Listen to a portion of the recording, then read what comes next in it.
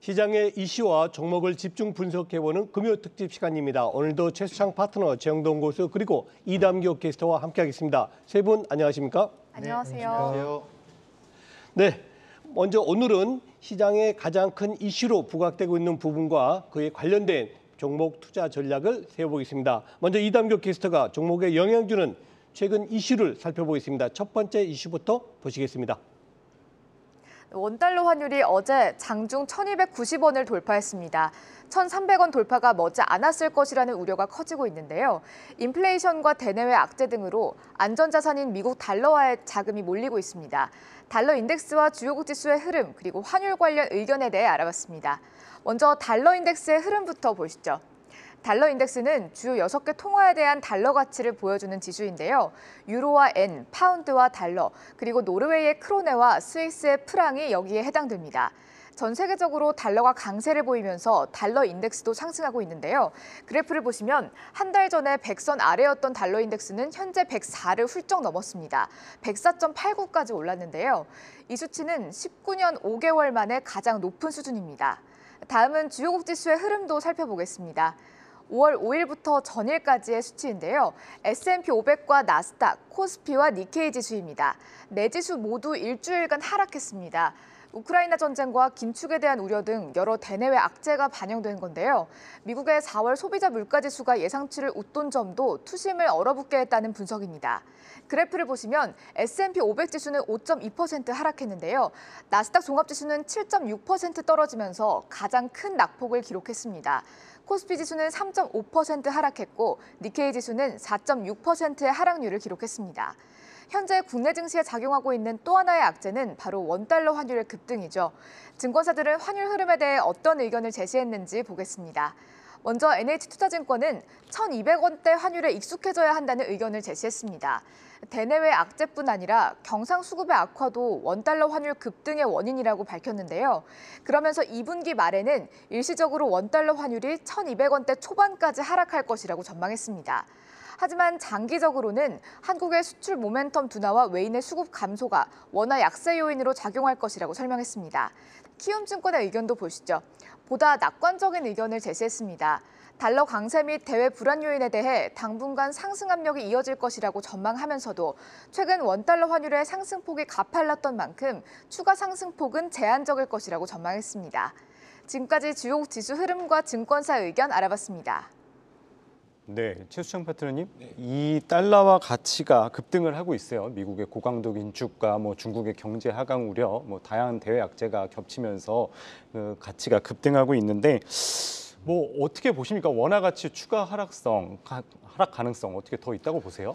그러니까 지금 원화가 우리나라만의 원화 약세라고 한다면 문제가 심각하죠.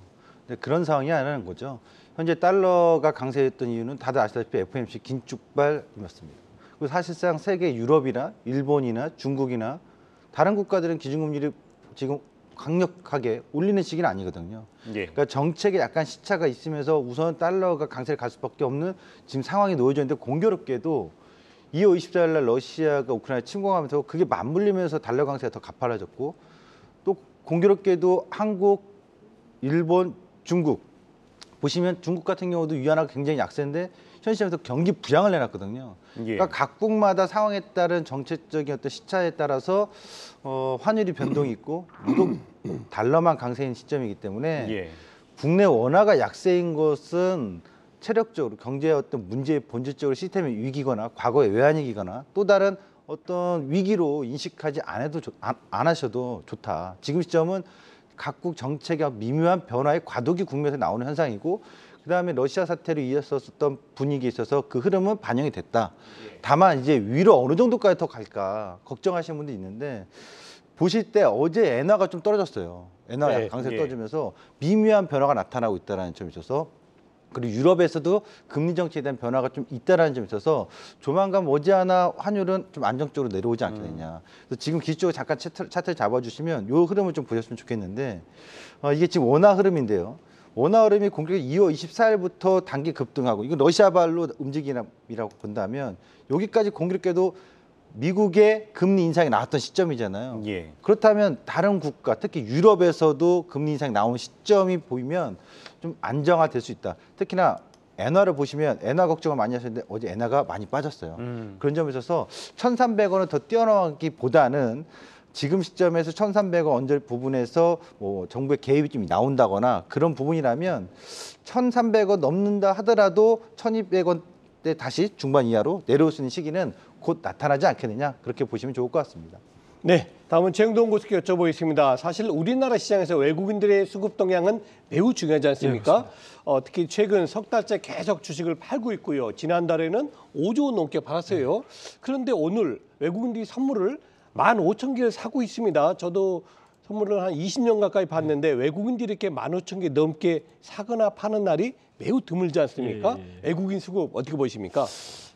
일단은 전체적으로 이제 어제 옵션 마켓이 끝나지 않았습니까? 네. 그리고 이제 전반적으로 우리나라 증시뿐만 아니고 해외 증시 특히 이제 나스닥 같은 경우 상당히 좀 급격하게 좀 빠졌었는데 뭐 기술적 반등에 대한 가능성으로 좀 열어두고 있지 않나 라는 말씀 좀 드릴 수가 있을 것 같고 외국인들이 지금 선물 매수가 좀 들어오면서 IT 종목군들 특히 이제 삼성전자와 SK 하이닉스에 대한 강한 상승 흐름들이 좀 이어지고 있는데 이 부분들은 뭐 저는 개인적으로는 다음 주에 바이든 방안과 관련해가지고 맞춰서 이제 순매수가 좀 들어오고 있는 게 아닌가라는 말씀드릴 수가 있을 것 같고요.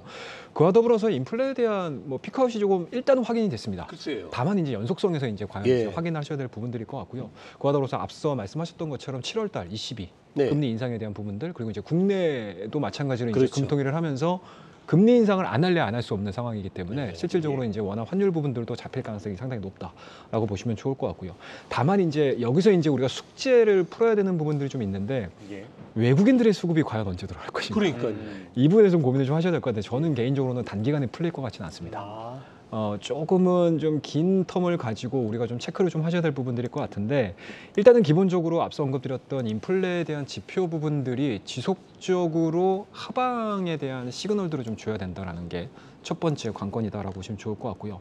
이런 부분들이 좀 해결이 되면서 실질적으로 기업에 대한 실적 부분들이 좀 나아지는 포지션을 좀 보여줘야 되는데 저는 개인적으로 이번 달 4월 달도 그렇고 다음 달에 발표될 이제 5월 달에 대한 생산 물가 지수도 그렇게 썩 좋지는 않을 것 같아요. 그렇다라고 하게 되면은 기업에 대한 실적 부분들 자체가 1분기 제가 일전에 한번 말씀드렸던 적이 좀 있는데 기업의 1분기 실적 자체가 많이 나오는 게 문제다라고 말씀드렸는데 2분기 실적 자체가 이러한 이제 경제 상황을 반영을 하면서 안 좋은 실적을 내보내 버리게 되면 주가는 다시 한 번 더 충격을 받을 가능성이 상당히 높거든요. 그렇다고 되면 저는 개인적으로 현재 지금 보여주고 있는 주가의 동향 자체를 두 가지로 봅니다. 일시적으로 낙폭과대로 인해서 기술적 반등이 올라온다라고 했었을 때의 주가 흐름들 그다음에 이러한 부분들이 반영이 되지 않고 주가가 하락을 한다라고 하게 되면은 2분기 한 7월 달, 8월 달에 기업의 실적 발표를 하는 그 시점이 주가에 대한 하방을 만들 가능성. 그렇다고 하면 그 시점을 맞춰가지고 외국인들도 마찬가지로 수급이 좀 들어오겠죠. 그리고 6월 달, 7월 달에 금리 인상 부분들, FOMC가 어느 정도 빅스텝이 마무리가 되는 시점이기 때문에 이 두 가지가 맞물리는 시점이 지수에 대한 바닥 흐름들, 그다음에 외국인들에 대한 수급 부분들이 들어올 수 있는 타이밍이다라는 거 말씀드리도록 하겠습니다. 네, 환율 상승에 따라 좀 긍정적 효과가 기대되는 건 아무래도 수출주가 아닌가 싶은데요. 물론 과거에 비해서 좀 수출주 좀 영향을 받는 기업들이 좀 줄어들긴 했지만 그래도 최수창 파트님이 보시기에 좀 원화 약세에 따른 수혜를 받을 수 있는 업종 어디라고 보시나요? 복잡하게 생각할 게 없습니다. 시청자님이나 우리나 똑같습니다. 우리나라 수출 품목 매월 산업 동향이 산업자원부 통상부에서 발표가 되거든요. 꼭 한 달에 한 번입니다. 가시면 돼요. 보시면 올해 1월부터 4월까지 수출 품목에 있어서 1위는 반도체였습니다. 그리고 자동차예요. 화학이고 철강이고. 그러면 결국 수출에 있어서 달러로 결제를 하는 업체를 찾으면 되는데 그 산업을 먼저 보시면 되겠죠. 탑다운 방식으로. 반도체가 되는 겁니다. 자동차가 됩니다. 다만 20년 전에 비해선 해외 기지, 생산 기지가 국내에만 있는 게 아니라 해외에 많이 있다 보니까 영향이 그때보다는 줄을 수도 있습니다만 여전히 달러 결제로 이루어지고 있기 때문에 그리고 수출 품목에 있어서 대한민국에서 가장 많은 규모와 금액을 차지하는 것은 반도체이고 자동차라는 점이 있어서 이명박 대통령 시절에 고환유 정책이 있었잖아요. 그렇죠. 차화정입니다. 맞습니다. 결국 수출 품목 5대 품목에 들어가는 게 차화정이에요. 거기에 반도체 하나 빠졌는데 그래도 그때도 반도체 잘 갔거든요. 지금 이 시기에 복잡하고 어렵게 뭔가 대안을 찾기보다 그걸 가장 믿음직스럽고 우량한 산업을 우리가 주목한다면 환율이 지금 1,200원대 넘어왔을 때 저는 반도체가 그리고 자동차가 더 큰 수혜, 다시 말하면 실적이 수치로 개선될 수 있는 수출 금액이 실적에 반영되면서 2분기 실적이 더 긍정적으로 전망이 된다는 점이죠. 유추해 볼 수 있다는 거죠. 또 하나 2분기하고 3분기는요. 자동차도 그렇지만 반도체도 성수기입니다. 이 시기에 판매량이 그렇죠. 가장 증가하거든요. 그렇다면 이들 종목에 대한 어떤 주가의 움직임이 답답할지언정 이들 종목에 더 집중 투자를 하는 게 좀 맞다 이렇게 좀 보여집니다. 네. 자, 양지가 있으면 음지가 있기 마련이죠. 방금 말씀하셨던 우리 원화가 약하면 수출에는 좀 긍정적이지만 반대로 불리한 업종도 있지 않습니까? 정경호 선생님 어떤 업종일까요? 일단은 뭐 시장에서 전통적으로 원화 약세를 내서 피해 업종 또는 이제 약세 업종을 좀 보자라고 하게 되면은 아무래도 원화 결제가 많이 이루어지는 그렇죠. 기업들이겠죠. 예, 그렇다고 예. 되면 이제 음식료 업종들. 쉽게 말씀드려서 이제 여러 가지 이제 원재료를 사와야 되는 상황들인데 그렇죠. 그리고 철강 업종들도 마찬가지고 철근을 사와가지고 이제 중간재를 만들어내는 상황들이고요. 그와 더불어서 이제 원유라든지 기초 원자재를 수입을 하고 있는 기업들, 특히 이제 전력사들로 좀 예. 보시면 좋을 것 네. 같은데 이러한 부분들이 피해 업종으로 좀 부각이 되는데 저는 개인적으로 말씀드리고 싶은 부분이 뭐냐면 현재 상황은 원달러 환율 부분들로 인해서 뭔가 약세다. 그리고 또는 뭐 피해 업종이다, 호재 업종이다라고 구분할 수가 없다라고 저는 생각하고 있습니다. 최근 들어서 음식료 업종도 올라가는 거 보시게 되면 글쎄요. 사실 이해가 안 되는 부분들이고요. 그리고 철강 기업들도 계속 마찬가지로 좋고, 또 올라가고 예. 있는 모습들이고 또 전력 기업들도 마찬가지로 네. 한국전력공사를 기반으로 해서 계속 올라가고 있는 상황들이기 예. 때문에 저는 개인적으로 지금 현 시점에서 원달러 환율 부분들로 인해서 기업들을 단순하게 이분법으로 구분할 수 있는 상황들은 좀 아니지 예. 않나라는 말씀드릴 수가 있으니까 일단은 현재 지금 보여주고 있는 경기 둔화에 따른 그리고 이제 가격 전가가 이루어질 수 있는 산업들로 체크를 좀 하셔야 되지 않을까라는 말씀드릴 수가 있을 것 같고요. 또 일례를 좀 들어드리게 되면 2020년도에 우리나라 원달러 환율 자체가 10월 달 들어가면서 1,080원 정도가 됐었거든요. 네, 그렇습니다. 그때 당시에 현대차하고 삼성전자에 대한 주가 흐름들을 좀 보시게 되면 그때서부터 올라가기 시작했어요. 그때 왜 올라갔냐면 경기가 회복이 되고 수요가 늘어난다라는 부분들로 올라간 상황들이기 때문에 지금은 사실은 원달러 환율 부분들로 인해서 기업들을 단순하게 구분을 하시기보다는 네. 경기 둔화가 이루어질 수 있는 것이냐 그리고 경기 둔화 부분들이 풀릴 수 있을 것이냐 그리고 경기 둔화가 이루어진다고 했었을 때 이러한 이제 원재자 가격에 대한 상승 부분들을 과연 가격 전가를 시킬 수 있는 기업들 이러한 부분들로 인지를 하시면서 투자 기업들을 찾으시는 게 맞지 않나 말씀드리도록 하겠습니다. 네, 그렇다면 두 번째 이슈도 한번 확인해 보도록 하겠습니다. 이담규 캐스터가 정리했습니다. 네, 두 번째 이슈픽 살펴보도록 하겠습니다. 두 번째 이슈는 판 커지는 UAM 시장 관련주 투자 전략은인데요. 최근 UAM에 대한 정책을 많이 발표했죠. 한번 알아보도록 하겠습니다. UAM은 도심항공 모빌리티입니다. 기기뿐 아니라 전체 시스템을 포괄하는 의미인데요. 프로펠러와 날개를 단 전기동력 비행체로 이동하는 교통체계입니다. 에어택시라고도 불립니다. 최근 정부가 UAM 관련 정책을 적극적으로 펼친다고 밝혔죠. 도심항공교통 기준 마련을 위해서 1조 6천억 원 규모의 연구개발 프로그램을 출범한다는 계획을 발표했습니다. 정부는 2025년에 UAM 상용 서비스를 도입하고 2030년부터 본격 상용화에 나설 계획이라고 밝혔는데요. 글로벌 투자은행 모간 스탠리는 세계 UAM 시장 규모가 2040년엔 1조 4,740억 달러로 급증할 것이라고 전망했습니다. 이에 따라 도심항공교통 관련주가 들썩였는데요. 통신주도 뜨거운 관심을 받고 있습니다. 국내 이동통신 3사가 모두 UAM 사업을 진행한다고 밝혔기 때문인데요. 한국경제신문 기사에 따르면 국토부가 주도하는 K-UAM 사업을 구상하는 컨소시엄은 오늘 기준으로 모두 4곳입니다. 먼저 통신 3사 중 KT는 현대차와 인천공항공사 등과 컨소시엄을 구성했는데요. SK텔레콤은 한화시스템, 한국공항공사 등과 공동사업을 진행할 예정입니다. LG유플러스는 GX칼텍스와 카카오모빌리티, 제주항공 등과 UAM 협력 사업을 진행한다고 밝혔습니다. 통신 3사가 모두 UAM 사업에 참여하는 건 이 서비스에 통신사가 필수적이기 때문인데요. 통신사는 5세대 이동통신망을 기반으로 기체가 막대한 교통 데이터를 실시간으로 처리하도록 지원할 수 있습니다. 이에 따라 UAM이 통신 3사의 새로운 성장 동력이 될 것이라는 기대가 커지고 있습니다. 지금까지 UAM 관련 정책과 관련주 알아봤습니다. 네, 최수청 파트너님 앞서 이야기했듯이 이 UAM 사업, 이 통신 3사를 중심으로 이루어지고 있어요. 아무래도 이 UAM이라는 게 드론을 통해서 이제 움직이는 기술인 그렇죠. 만큼 이제 네. 5G가 필수적이지 않습니까? 네. 그래서 이제 통신 3사를 중심으로 움직이는 것 같은데 그렇다면 좀 미래 먹거리, 통신 3사의 미래 먹거리로 생각해도 될까요? 일단 미래 먹거리에 발 담근 것 정도로 보시면 돼요. 정확한 표현은. 이게 근데 어느 정도 미래 먹거리냐? 그러니까 언론지상에 나온 거 보면 9천조 얘기도 있어요. 예. 근데 정확히 9천조는 아니고요. 이 수치가 2040년까지 한 1,800조 시장이 된다. 2040년이면 앞으로 20년 더 있어야 되잖아요. 뭐 충분히 얘기할 수 있고 예. 9천조도 얘기할 수 있어요. 그렇죠. 그러니까 그 수치에 주목하시면 안 되겠고요. 이 통신 3사가 발을 담그는 이유는 컨소시엄을 구성하는 건데, 그러니까 이게 어떤 거냐면 정확히 말씀드리면 헬리콥터는 아니에요. 근데 비행기처럼 활주로가 필요한 것도 아니에요. 그렇죠. 수직으로 이착륙하는 거거든요. 예. 그러니까 수직으로 이착륙하니까 고도는 높지 않아서 지상에서 한 300m에서 한 500m 수준. 이런 기기를 만드는 거예요. 이런 기기 수직, 예.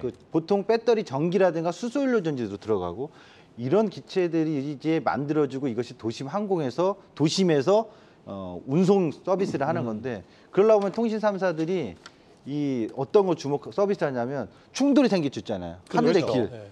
그 재무적도 관제탑, 그게. 그렇죠. 관제탑 같은 역할을 통신 3사들이 하려고 해야죠, 예. 서로 이제 컨소시엄을 구성해서 이런 사업의 비전을 발 담그는 모습이다. 이렇게 좀 보시면 되는데, 지금 현재 시장이 형성도 아니고 그냥 초기입니다. 이게 쉽게 설명드리면 개성이 나중에 통일되면 수도가 될 수도 있어. 가능한 거예요. 그러니까 지금 이건 굉장히 큰 미래 비전 사업이지만 우리나라가 늦은 것도 아니고 전 세계적으로 다 비슷한 초기 형성 구간인데, 조금 빨리 가는 국가가 미국이라든가 뭐 유럽이라든가 도심의 인구 밀집이 많아서 뭐 교통난이 심한 국가들, 이런 국가들이 조금 앞서가는데, 또 한 예로 말씀드리면 예. 실제로 기체를 개발한 국가가 미국 같은 경우는 영국이라든가 굉장히 많아요. 근데 우리나라는 몇 개 없고, 통신 3사는 일단 성장성에 대한 미래 비전에 대해서 구성한 계획이지 이것이 실적 성장에 당장 반영되는 시기는 아니기 때문에 예. 여러분들이 미래 한 10년 이상을 내다보고서 관심을 갖는 건 맞대, 지금 통신 3사에 바로 직결되는 관점은 아니다. 이렇게 보시면 되겠습니다. 예. 네, 이번엔 최영동 교수님께 여쭤보겠습니다. 정부가 1조 6천억의 연구 개발비 투입한다 그러니까 오늘 관련주 아주 좋습니다. 네, 그렇습니다. 어떻게 UAM 관련주 어떤 투자 전략이 필요할까요? 일단 뭐 개인적으로는 뭐 앞서서 우리 최성훈 선생님께서 너무 자세히 설명해 주셔가지고 네. 저는 느낌만 말씀 좀 드리도록 하겠습니다. 2002년 원더키드 같은 느낌이라고 말씀 좀 드릴 수가 있을 것 같아요. 일단은 너무 좀 꿈에 좀 너무 그리고 있지 않나라는 말씀을 드릴 수가 있을 것 같고요. 일단은 뭐 지금 시장에서 아무래도 이제 시장 자체가 모멘텀을 좀 찾기가 어렵다 보니까 이러한 이제 각국 정부에서 나오고 있는 정부 정책에 시장에 좀 반영을 하고 있지 않나라는 말씀드릴 수가 있을 것 같고요. 이게 뭐 오늘 주가에 대한 강한 상승 흐름들이 초기에 발생되는 것들이 아니고 이미 4월 달 말서부터 해가지고 좀 주가가 1차적으로 좀 반영을 한 상황들이기 때문에 저는 개인적으로 일단은 지금 뱃세를 기준으로 저희가 말씀을 좀 드리게 되면 이게 주가가 5,000원대에서 지금 8,000원대까지 올라갔었거든요. 그리고 최고가로 보시게 되면 10,000원까지 올라갔는데 오늘자에 대한 주가 흐름으로 좀 보시게 되면 8,600원입니다. 그렇다고 되면은 이러한 종목군들을 기준으로 해서 직전 고점 자체를 강하게 돌파를 시키지 못한다라고 하게 되면은 순간에 또 차익 매물이 나올 수 있습니다. 그렇기 때문에 저는 개인적으로는 우리 개인 투자자분들 특히 이제 이러한 이제 테마 매매를 하시는 데 있어서 초기에 들어가지 못하시고 그냥 관련된 이제 뉴스들이 이제 일제히 좀 쏟아지는 과정에서 너무 좀 휩쓸려 가지고 매매를 하지 말자라는 말씀드리도록 하겠습니다. 네, 또 윤석열 정부가 이 우주 산업을 집중 육성할 것이라고 하면서 이 항공우주 관련주들도 들썩이고 있어요. 이 최수정 파드님, 네. 이것 또한 이제 정책 수혜주로 꼽히는데 항공우주 관련주 좀 뭐 어떻게 투자 전략을 가져가면 될까요? 방금 전에 UAM하고 항공우주 뗄래야 뗄 수가 없어요. 그렇죠. 예. 왜냐하면 UAM이 되려면 5G나 6G 통신 서비스가 돼야 되거든요. 그렇죠. 그러면 그 통신 서비스를 먼저 진행하려면 위성이 발사가 돼야 돼요. 예. 그래서 항공우주 산업은 정책적으로 육성했을 때 UAM보다는 더 앞서서 진행될 가능성이 상당히 높다. 그러니까 실적으로 뭐 지금 UAM 같은 경우는 투자 연구 프로젝트에 대한 투자비잖아요. 예. 근데 항공우주 산업은 연구가 아니라 실적으로 쏘는 거에 대한 투자거든요. 그렇죠. 그러니까 그 시점에서 다르다. 그러니까 상용하게 더 빠르다라고 보셔야 되는데, 초소형 인공위성은 우리나라뿐만 아니라 전 세계적으로 지금 굉장히 많이 발생하고 있다는 거예요. 발사를 하면서 어떤 우주 전쟁에 가까울 정도로 많이 발사를 하고 있기 때문에 이 부분은 앞으로도 5G와 6G 시대에 필수적으로 지금 우리가 해야 되는 기반 서비스 사업이라고 보시면 돼요. 우리가 예. 집에서 인터넷 쓰시려면 케이블 먼저 들어가야 되잖아요. 그렇죠. 지난번에 이 시간에 얘기했지만 현 정부에서 신축 건물에 대해서 광케이블에 대한 설치 의무화 얘기했거든요. 그런 것처럼 우리가 앞으로 더 미래에 더 많은 콘텐츠라든가 서비스를 받으려면 이 위성이 발사가 돼야 됩니다. 예. 그렇기 때문에 이거는 굉장히 주목이 되는데 6월 달에 누리호 발사도 예정이 돼 있잖아요. 성공까지 발표가 된다면 더 관심도는 높아지지 않겠나. 그래서 UAM보다는 항공우주 관련된 테마는 더 주목을 좀 더 지속적으로 해볼 필요성이 있다. 이렇게 말씀드리겠습니다. 네, 자 이번엔 또 정동 교수님께 여쭤보겠습니다. 윤석열 정부 출범 이제 5월 10일이니까 딱 나흘 됐네요. 네, 맞습니다. 자, 최근에 전국 정책이 계속 나오고 있는데 정책 쇄주라 그럴까요? 어떤 것이 있을까요? 일단은 뭐 단기에 좀 보셔야 될 부분들은 저는 개인적으로는 정책 관련된 종목군들을 좀 찾아보셔야 될 것 같은데 예. 일단은 정책 관련주들은 이미 한 차례 정도 반영이 됐습니다. 그렇죠. 그렇다고 되면 이제 그런 부분들에서는 좀 옥석을 좀 가리셔야 되고 앞으로 우리가 좀 단기적으로 좀 접근을 하셔야 될 부분들은 일단은 올해 이제 요번 달이죠. 20일하고 이제 22일날 이제 미국 바이든 대통령이 좀 접근을 하고 있는 상황들이기 때문에 방문, 방한 이슈가 좀 있는 상황들이기 때문에 아마 이와 관련해 가지고 우리나라 정책들이 좀 나올 가능성이 상당히 높다. 네. 그렇다고 되면 일단은 바이든 대통령이 국내에 들어와서 여러 가지로 이야기를 할 가능성이 상당히 높고요. 그리고 그렇죠. 그중에서 주요 일정 자체는 삼성전자 그러니까요. 쪽에 방문이 좀 있습니다. 그렇다고 하면 현재 지금 문제가 되고 있는 반도체, 특히 이제 중국 쪽에 대한 1대1로에 대해서 바이든이 상당히 조금 껄끄러워하고 있는 상황들이기 때문에 국내 반도체 산업과의 공조 부분들을 상당히 네. 공고히 할 가능성이 상당히 높다. 그런 측면에서 보시게 되면 일단은 반도체 관련주들에 대해서 관심을 좀 가지셔야 될 것 같고요. 조금 더 변동성을 원하신다라고 하게 되면 소부장 관련주들 체크를 하자라고 말씀드릴 수가 있을 것 같고 그와 더불어서 또 하나가 있습니다, 여러분들. 원유와 LNG. 쉽게 말씀드려서 지금 미국 같은 경우는 인플레 때문에 상당히 좀 문제가 되고 있는 상황들이거든요. 근데 미국 같은 나라는 사실은 물보다 원유가 더 중요합니다. 그래요? 그렇죠. 일단은 뭐 기본적으로 맞죠. 전체적으로 지금 원유가 아니면은 일상생활 자체가 못 돌아가고 있는 돌아가니까. 상황이기 때문에 근데 원유 가격이 너무나 급격하게 올라가고 있는 상황입니다. 네. 그렇다고 되면 이제 원유라든지 LNG라든지 기초 원자재 가격에 대한 상승 부분들로 인해서 상당 부분 좀 우리나라하고 공조할 가능성이 상당히 높기 때문에 저는 개인적으로는 조선주들과 조선 기자재주들이 다시 한번 또 한 단기간에 우리가 좀 접근할 수 있는 정책 테마주가 좀 될 가능성이 높지 않을까 말씀 좀 드리도록 하겠습니다. 네, 그렇다면 두 분이 꼽아주신 투자 유망주는 무엇인지 먼저 최수창 파트너 관심주 살펴보도록 하겠습니다. 네, 한국항공우주네요. 최 파트너님 꼽으신 이유는요? 오늘 얘기했던 그 내용에 예. 다 사업을 합니다. 그러니까 예를 들어 아까 뱃세 같은 경우는 어떻게 보면 UAM 쪽에만 초점 맞춰 있는 거라면 한국항공우주는 우선 오늘 얘기했던 거 하기 전에 방산이잖아요. 예. 방산에서 훈련기 수준인데 수주기대감이 계속 나옵니다. 오늘 아까 뭐 오보로 좀 알려진 있습니다만 뭐 수출을 했다. 근데 아니다. 결국은 하고 있다는 얘기잖아요. 그렇죠. 협상을 하고 있다는 얘기잖아요. 그러니까 앞으로도 올해 중남미에서 나온 소식 이후에도 지속적으로 수주에 대한 기대감이 있다라는 거 하나. 그리고 미국도 여전히 미국에다 고등훈련기에 대한 것을 수주할 가능성은 대규모 크게 있다. 그리고 전투기 사업은 순항을 하고 있는 건 다 아는 사실. 여기까지는 다 알고 있어요. 예. 이 230 캐치 사랑하시는 분들 다 아시잖아요. 근데 오늘 하나 나온 게 바로 이 콘텐츠 UAM도 하고 있고 네. 항공 우주 산업도 하고 있고. 그렇죠. 보시면 아까 통신 3사들이 컨소시엄 구성할 때 다 카이하고 손잡고 있단 말이에요. 그런 점에 있어서 이런 테마가 같이 형성돼서 모멘텀이 더 부각이 돼서 시장 안에서 미리 선반영, 그러니까 성장에 대한 실적에 대한 거는 반영이 없더라도 미리 계속해서 투자금이 모이면서 시장에서 반응을 했을 때는 결국 거기서 아까처럼 테마주들이 흔들려서 빠져나가더라도 한국항공우주 같은 경우는 실적 모멘텀과 미래 성장에 대한 가치가 있기 때문에 회복력이 빠를 것이다. 그래서 주가 상승이 지금 뭐 신고가고 나와서 5만 원대를 터치를 하기 직전인데 뭐 지금 제가 봤을 때는 4만 원 초반을 기다리는 것보다 4만 원 중반대에서는 여전히 매력 있는 가격이다. 이렇게 좀 보여집니다. 네, 저는 아까 최영동 교수님 말씀하실 때 반도체를 중시하시는 것 같은데요. 과연 최영동 교수는 어떤 종목 선택하셨는지 같이 보시죠. 네, 역시 반도체군요. 원희가 IPS 진단 부탁드립니다. 예, 그렇습니다. 어제 선을 넘는 종목에서 원희가 IPS 맞아요. 말씀을 드렸고요. 예. 일단은 뭐 오늘 뭐 기술적인 반등을 인해서 반도체 관련 종목군들이 상당히 좀 좋게 지금 나오고 있는 상황들입니다. 예. 그런 측면에서 보시게 되면은 일단은 뭐 좋은 출발이 좀 이루어지고 있다라고 보시면 좋을 것 같고요. 뭐 여전히 앞서 말씀드렸던 것처럼 일단은 다음 주는 바이든과 관련된 그렇죠. 스토리들이 시장에서 지배할 가능성이 상당히 높다. 그렇다고 예. 하면 반도체 장비주들 체크를 좀 하셔야 될 것 같고요. 뭐 동사 같은 경우는 일단은 올해 3월달을 저점으로 해서 4월달, 5월달 차분하게 지금 저점을 높이고 있는 과정을 보여주고 있는 상황들이어서 기술적으로도 상당히 좀 의미 있는 위치에 있다라고 보시면 좋을 것 같고요. 일단은 과연 이제 바이든 대통령이 들어와서 삼성전자 이야기를 할 때 어떤 이야기를 할지에 대해서 궁금하셔야 될 것 같은데 저는 개인적으로 바이든 대통령이 신기술을 개발을 해라라고 얘기를 할 것 같지는 않아요. 현재 지금 반도체와 관련된 공급 부족 현상 자체를 해결하기 위해서 일단은 기존에 있는 공정 자체를 늘려보자라고 그러겠죠. 얘기를 할 가능성이 상당히 높다라고 생각을 하거든요. 그런 측면에서 보시게 되면 원희가 IPS는 사실은 신공정에 들어가지는 않습니다. 구공정에 지금 장비가 좀 들어가야 되는 상황들인데 작년 동안에 그러니까 올해 초라든지 아니면 작년도 같은 경우 이제 소부장 관련주들이 상당히 좀 많이 올랐었는데 이게 신공정 관련된 이쪽이 상당히 많이 올랐었어요. 예. 네, 상대적으로 좀 약점을 좀 드러냈었던 원익 IPS 같은 경우 안 좋은 흐름도 좀 보여줬는데 이번 바이든 방안을 통해 가지고 단기적으로 주가에 대한 상승 모멘텀들은 뭐 발생이 될 수 있지 않을까라는 말씀드릴 수가 있으니까 저는 개인적으로 지금 자리에서 체크를 좀 한번 해보셔야 된다라고 말씀드릴 수가 있을 것 같고요. 예. 마지막으로 말씀 좀 드리게 되면 동사 같은 경우는 닌데 쪽이라든지 그다음에 네. 이제 서버 디램 쪽이라든지 이런 쪽에 대한 수급 개선들도 하반기에는 좀 기대를 해볼 수가 있는 상황이어서 가격적인 메리트는 있다라는 거 말씀 좀 드리도록 하겠습니다. 네, 오늘 금요 특집은 최수창 와운앱 파트너 또 최영동 주식창 고수와 함께했습니다. 말씀 고맙습니다. 예, 감사합니다.